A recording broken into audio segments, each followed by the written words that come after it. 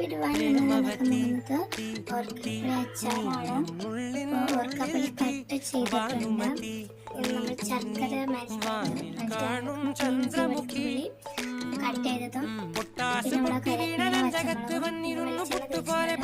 കടുക് പൊട്ടിക്കുക. എന്നിട്ട് നമ്മൾ അരിഞ്ഞിട്ടുള്ള പിന്നെ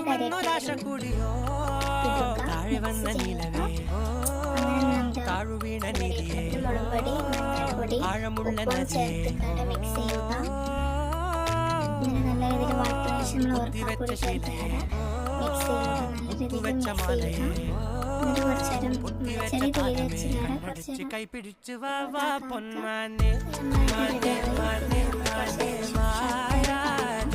കുറച്ചേരം മൂടി വെക്കുമ്പോൾ